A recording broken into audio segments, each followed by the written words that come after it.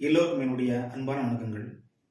சினம் இறக்க கற்றாலும் சித்தி எல்லாம் பெற்றாலும் மனம் இறக்க கல்லாதோருக்கு வாயேன் பராபரமே அப்படின்னு தாய்மானவர் சொல்றாரு.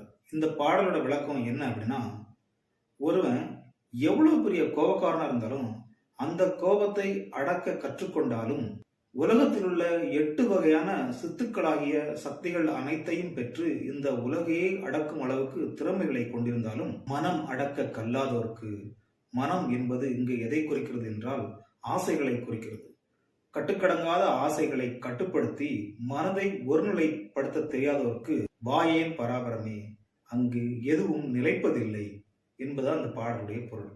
அதாவது இந்த உலகத்துல நாம நீரின் மீது நடக்கலாம், நெருப்பில் கூட விளையாடலாம், அனைத்து உலோகங்களையும் நெருப்பில் இட்டு அதை உருக்கி விலை உயர்ந்த பொருட்களாக ஆக்கி அதை விற்று பணம் பெறலாம். ஏன் ஒரு சிங்கத்தின் மேல கூட ஏறி உட்கார்ந்து அதை அடக்கி ஆளலாம்.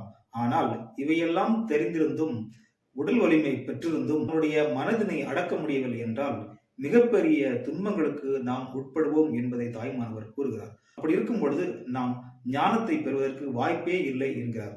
புத்தரும் இதைதான் சொல்கிறார், ஆசையே துன்பத்திற்கு காரணம் என்கிறார். இப்படி அனைத்து மதங்களும் அனைத்து மார்க்கங்களும் மனதை அடக்க கற்றுக்கொள்ளுங்கள் என்பதையே சொல்கிறது. ஏனென்றால் மனமே கோவில், இறைவன் வாழும் இடம். இங்கே உடல் எனும் கோவிலில் இறைவன் வசித்தாலும் மனமே இறைவன் வாழும் பகுதி என்பதால் அந்த மனதினை நாம் தூய்மையாக வைத்துக் கொண்டு தேவையில்லாத ஆசைகளை வளர்த்து துன்பங்களை சுமந்து சுமந்து இறைநிலை எனும் மனத்தன்மையை வெளியே சென்று விடாமல் நாம் பாதுகாக்க வேண்டும் என்றால் ஆசைகளை அடக்க கற்றுக்கொள்ள வேண்டும்.